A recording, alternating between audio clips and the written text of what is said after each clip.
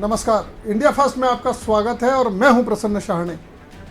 देश में इन दिनों हेराल्ड मामले को लेकर जिस तरह से राजनीति हो रही है, उस पर तरह तरह के कयास लगाए जा रहे हैं। एक तरफ जहां कांग्रेस अपने आप को पाक साफ बताने की कोशिश कर रही है, वहीं दूसरी तरफ ईडी पर तमाम आरोप भी लगा रही है।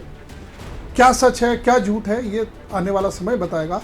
लेकिन इस मामले को लेकर जिस तरह से देश में राजनीति आगे बढ़ रही है, उस पर यह बहुत ज़रूरी हो जाता है कि हम इस मुद्दे पर बातचीत करें। साथ ही चाहे वो सरकार का पक्ष हो, कांग्रेस का पक्ष हो या तीसरा कोई पक्ष हो, उससे हमें ये जानने की कोशिश करें कि आखिर हेराल्ड मामले में क्या क्या सही है, क्या झूठ है, क्या सामने आएगा, क्या नहीं आएगा। तमाम कयासों के बीच आज इस मुद्दे पर हम इंडिया फर्स्ट में चर्चा करने जा रहे हैं। मेरे साथ तीन खास मेहमान हमारे स्टूडियो में मौजूद हैं। आपका उनसे परिचय करा दूं। मेरे साथ हैं शाहवर आलम जी, जो बीजेपी की तरफ से अपना पक्ष रखेंगे। हमारे साथ हैं जितेंद्र मिश्रा जी, जो कांग्रेस की तरफ से पक्ष रखेंगे। और हमारे इंडिया फर्स्ट के न्यूज़ एडिटर हमारे साथ संजय रायजादा जी हैं, जो सालों से इस केस को जानते हैं, काफ़ी करीब से इस पर निगाह रखे हुए हैं। शुरुआत करते हैं। आलम जी, क्या आप कहेंगे कि ये राजनीति है, क्योंकि कांग्रेस लगातार आप पर आरोप लगा रही है, दिन रात सड़कों पर उतर रही है इस मुद्दे को लेकर? देखिए प्रसन्ना जी, मैं आपको बता दूं, ये मामला था तो बहुत पुराना, लेकिन 2015 में सुब्रमण्यम स्वामी जी ने इस मामले को उठाया और इसमें अब ईडी जांच कर रही है और जांच में सब दूध का दूध पानी हो जाएगा। तो उसमें कांग्रेस को दिक्कत क्या है? यदि अगर वे गलत हैं तो सामने आएगा और यदि वे बेकसूर हैं तो भी सामने ही आएगा ना। लेकिन ये मामला था बहुत पुराना और इसमें कहीं ना कहीं बड़ा घोटाला तो हुआ है, क्योंकि आपको याद होगा भोपाल में भी, जहाँ पे अपना ये एमपी नगर में जो विशाल मेगा मार्ट बना है, आपको याद होगा नवजीवन प्रेस के नाम से हेराल्ड का यहाँ अखबार निकला करता किसी टाइम में, उसका क्या हुआ, उस प्रेस का क्या हुआ? ऐसे ही अन्य प्रदेशों में भी हेराल्ड के प्रेसें थी और उसके कई मामले हैं। और ये वोरा जी को इसमें ज़्यादा जानकारी थी, जहाँ तक मुझे मालूम है। तो उसमें दिक्कत क्या है? जांच होनी चाहिए और हो रही है। जितेंद्र जी, आप क्या कहेंगे? आप लगातार आरोप लगा रहे हैं, राजनीति हो रही है, देखिए ईडी का दुरुपयोग हो रहा है। देखिए, जैसे अभी आलम साहब ने कहा, ये मामला बहुत पुराना है। इसको लेकर के अनेकों बार जांच हो चुकी है।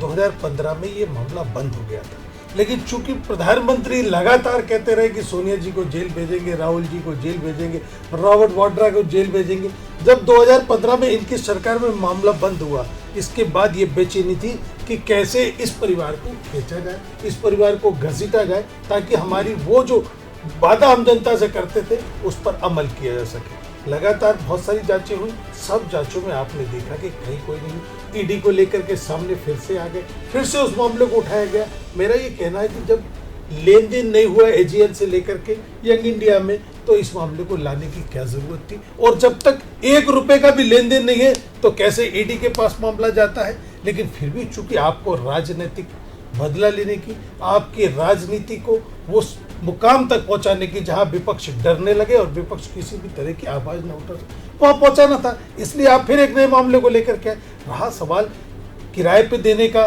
या दुकान खुलवाने का, तो निश्चित तौर पर भारतीय जनता पार्टी की भी अनेक संपत्तियां हैं, जहां पर भोपाल में देख लीजिए आप, लगातार लीज पर देते जा रहे हैं, लगातार लीज पर दे, लेकिन ईडी की निगाह वहां नहीं जाती, क्योंकि वो तो भारतीय जनता पार्टी का अपना मामला है। भारतीय जनता पार्टी की सरकारों की निगाह वहां जाती है जो उनके विरोध में आवाज उठाता है, जो उनका खिलाफत करता है, जो जनता को हकीकत बताने का। 14 तक तो आपकी सरकार थी ना, ये भी तो संभव है कि सब लिपापोती उस दौरान हुई हो।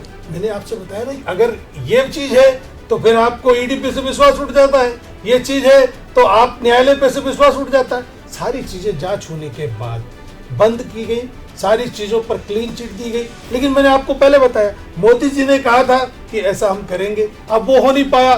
पहले राम मंदिर के नाम पर राजनीति चलती रही, हिंदू मुसलमान के नाम पे चलती रही। अब चूंकि 2018 के बाद समझ में आ गया कि राज हाथ से खिसकते जा रहे हैं, किस तरीके से छत्तीसगढ़, मध्य प्रदेश, राजस्थान किसका, और अभी स्थानीय निकाय के चुनाव जहां जहां हुए हैं, चाहे महाराष्ट्र की बात करें, चाहे मध्य प्रदेश, छत्तीसगढ़, अब उनको समझ में आ रहा है कि कोई नया मामला लाना पड़ेगा।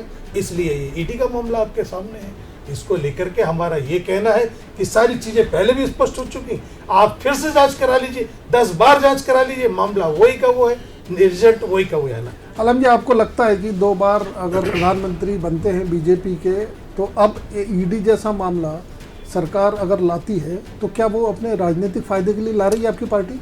देखिए, इसमें राजनीतिक नफा नुकसान की बात नहीं है। ये मामला क्योंकि है इसलिए तो चल रहा है। जितेंद्र जी ने एक बात और कही कि अब बीजेपी का खिसकता जा रहा है जनाधा। अरे भैया, आप केवल 5 महापौर चुनाव के लुंगी डांस कर रहे हैं। आप स्थिति तो देखिए, भारत की आजादी के बाद से विभिन्न राज्यों में कांग्रेस की सरकार थी। केंद्र में 46 साल और 7 महीने कुछ दिन स्पष्ट बहुमत रहा, उसके बाद यूपीए का गठन हुआ। आप कहां पहुंच गए? केवल 2 राज्यों में सिमट के रह गए, छत्तीसगढ़ और राजस्थान। तो हमें कांग्रेस के साथियों को या कांग्रेस के बड़े नेताओं को इस बात पर मंथन करना होगा कि आखिर कांग्रेस ऐसी इस तरह खिसकती क्यों जा रही है। अगर मैं वर्तमान चुनाव की बात करूं तो जिला पंचायत अध्यक्ष 52 में से 42। अगर हम पार्षदों की बात करें, जहां पार्षद हमारे महापौर बन नहीं पाए 4-5 जगह, वहां पार्षदों का बहुमत स्पष्ट। अगली जो नगर निगम के अध्यक्ष बनेंगे 90% अध्यक्ष भारतीय जनता पार्टी के। तो जनाधार जो है वो बढ़ता चला गया है भारतीय जनता पार्टी का, और कांग्रेस का जनाधार, उनका वोट बैंक निरंतर कम हुआ है, और ये साबित है। संजय जी, आपने बहुत करीब से देखा है, सालों से इस मुद्दे पे आपकी नज़र रही है। क्या हकीकत क्या है और आज जो लड़ाई हो रही है वो क्या अंजाम तक जाएगी, आपको क्या लगता है? देखिए प्रसन्ना जी, नेशनल हेराल्ड मामले में जैसा हमारे दोनों खासतौर पे भारतीय जनता पार्टी के वरिष्ठ नेता शाहबाज आलम जी ने कहा कि गड़बड़ियाँ तो हुई हैं। मैं भी जानता हूँ कि गड़बड़ियाँ हुई हैं। एक पत्रकार के नाते मुझे ये मालूम है कि भोपाल में भी गड़बड़ियाँ हुई हैं, पूरे नेशनल हेराल्ड वाले मामले में गड़बड़ियाँ हुई, लेकिन ये गड़बड़ियाँ किसके कार्यकाल में हुई? इंदिरा जी प्रधानमंत्री तब भी गड़बड़ियाँ थी, राजीव गांधी के कार्यकाल में भी नेशनल हेराल्ड में गड़बड़ियाँ होती थी, और जब सोनिया गांधी और राहुल गांधी प्रमुख बने इस दल के, तब उनके कार्यकाल में गड़बड़ियाँ जारी रही। लेकिन गड़बड़ियाँ जिन लोगों ने की, उनमें एक का मैं नाम लेना चाहूँगा, स्वर्गीय मोतीलाल वोरा जी। दूसरे व्यक्ति का नाम था स्वर्गीय अहमद पटेल जी। ये 2 मुख्य किरदार थे जिन्होंने सारे मामलों को अंजाम दिया। राहुल गांधी और सोनिया गांधी की भूमिका की बात की जाए तो चूंकि वो तो इन दोनों कंपनियों के चेयरपर्सन थे, तो एग्जीक्यूटिव रूप से उनकी कोई भी भूमिका नहीं रही। भोपाल की अगर हम बात करें तो अर्जुन सिंह ने जब यहाँ पर प्रेस कॉम्प्लेक्स का लोकार्पण किया था तो करीब 3.5 एकड़ का प्लॉट नेशनल हेराल्ड को दिया था। उस प्लॉट पे 30 साल की लीज पे प्लॉट था। 2014 में बीजेपी उस लीज को बीडीए ने कैंसिल कर दिया है। लेकिन इसके पहले ही मोतीलाल वोरा, अहमद पटेल, स्वर्गीय तरमन सिंह कीर जो उस ट्रस्ट के सदस्य थे, इन लोगों ने दिल्ली की एक कंपनी मित्तल एंड मित्तल से पीपीडी मॉडल पे कॉन्ट्रैक्ट किया। वहां पे एक आलीशान भवन बनवाया जिसमें आज विशाल मेगामार्ट चल रहा है। दूसरा पार्ट जो था उसके 4-5 हिस्से हुए, जिसमें एक हिस्सा इन सदस्यों को ही मिला, 2-1 राजनेता और हैं उनके भी परिवार इससे लाभान्वित हुए, और एक हिस्सा जो था वो मोतीलाल वोरा जी के पास गया, एक हिस्सा बिल्डर के पास रह गया। आज की डेट बात करें तो भोपाल में नेशनल हेराल्ड के नाम पर 1 पैसे की संपत्ति नहीं है। जब 1 पैसे की संपत्ति नहीं है भोपाल में, तो कार्रवाई ईडी की भोपाल में किस आधार पर कहां पर होगी? सरकार क्या जांच कराएगी और किसी कार्रवाई होगी? दिल्ली की जो बात करते हैं तो निश्चित रूप से ये दोनों प्रवक्ताओं के बीच में जो बातें हुई उससे जाहिर है कि ईडी के साथ साथ कहीं ना कहीं एक राजनीतिक मुद्दा भी है। आलम जी, अब भोपाल की जो बात बता रहे हैं संजय रायजादा जी, उसमें क्या लगता है आपको कि क्योंकि कोर्ट में भी केसेस चल रहे हैं, तो ऐसे में ईडी कितना हस्तक्षेप कर पाएगी या कितना आप दूध का दूध पानी का पानी कर पाएंगे? कि ईडी के पास जो मामले हैं उन सब पर जांच होगी। यदि भोपाल का मामला उनके पास है तो निश्चित रूप से यहाँ भी जांच होगी और जो दोषी हैं उनके नाम सामने आएंगे। इसके अलावा क्या कह सकते हैं? लेकिन इसमें राजनीतिक द्वेष भावना कहीं से नहीं है। इस बात को, ये गलतफहमी कांग्रेस के साथियों को निकालना चाहिए कि सोनिया जी को टारगेट बनाया गया। अरे भाई, अखबार था आपका, ये तो सच है। नेहरू जी के जमाने का अखबार था नवजीवन और हेराल्ड। और हेराल्ड में कौन थे? हेराल्ड तो एक्चुअल में फिरोज गांधी जी का अखबार था, वो संपादक थे, क्योंकि वरिष्ठ पत्रकार थे फिरोज गांधी जी। फिरोज गांधी जी कौन? जो राहुल गांधी जी के दादा हैं, जिनको कांग्रेस कभी याद ही नहीं करती, उनका अखबार था।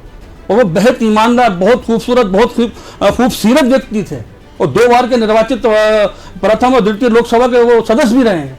तो कांग्रेस जब उनको भूल गई और उसके बाद में जो है हेराल्ड का मामला और भी जो मामले हैं, जांच होने दीजिए ना, क्या दिक्कत है?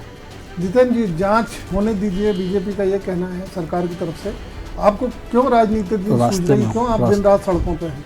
हाँ, रास्ते में जांच से किसको आपत्ति है? निश्चित तौर पर जांच होना चाहिए, लेकिन जांच से पहले जिस तरीके से परेशान किया जा रहा है, 4-4 दिन लगातार बुलाया जा रहा है, यह आपत्ति का विषय है। आपके पास सारे जवाब आ गए हैं, आपके पास इसकी जांच की रिपोर्ट पड़ी है, लेकिन चूंकि आपको राजनीतिक विद्वेष की भावना से काम करना है, इसलिए लगातार बुलाया जा रहा है। जब आप जांच कर लीजिए, जांच करने के बाद यदि कोई दोषी होता है तो आप सजा मुकर्रर कर दीजिए, उसको लेके तकलीफ नहीं है।